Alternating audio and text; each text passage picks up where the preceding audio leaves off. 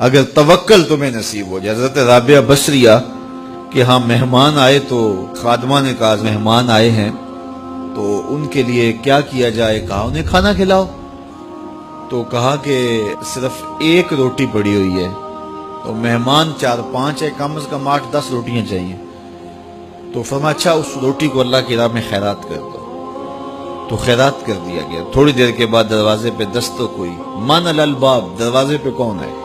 کہا فلاں کا فرستادہ غلام ہوں، میرے آقا نے آپ کے لیے کھانا بھیجا ہے. خادمہ نے کھانا وصول کیا اور کپڑا اٹھایا، گنا تو 4 روٹیاں تھیں. تو کہا جلدی جلدی اس کو واپس کر دو، اس کے آقا نے کسی اور گھر بھیجا ہوگا، یہ غلطی سے ہمارے گھر آ گیا. کھانا واپس کر دیا. پھر دروازے پہ دستک ہوئی. پوچھا من دق الباب، دروازہ کس نے کھٹکھٹایا؟ کہا فلاں کا فرستادہ غلام ہوں. خادمہ نے کھانا وصول کیا. حضرت رابعہ نے کپڑا اٹھایا تو گنا تو 6 روٹیاں تھیں. کہا اس کے آقا نے کسی اور بھیجا ہوگا، یہ غلطی سے ہمارے گھر آ گیا. کھانا واپس کر دیا. پھر دروازے پہ دستک ہوئی تو پوچھا دروازے پہ کون ہے؟ کہا فلاں آقا کا بھیجا ہوا غلام ہوں. اور انہوں نے کہا یہ کھانا حضرت رابعہ کو دے کے آنا ہے. تو خادمہ نے وصول کیا. حضرت رابعہ نے کپڑا اٹھایا، گنا تو 10 روٹیاں تھیں.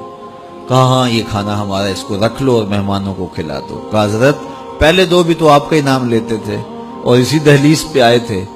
کہا میرے رب کا وعدہ ہے جو 1 دیتا ہے میں اس کو 10 دیتا ہوں. تو پہلے 4 روٹیاں تھی، پھر 6 روٹیاں تھی. میں نے کہا مالک 10 دے گا تو تیری بندی وصول کرے گی.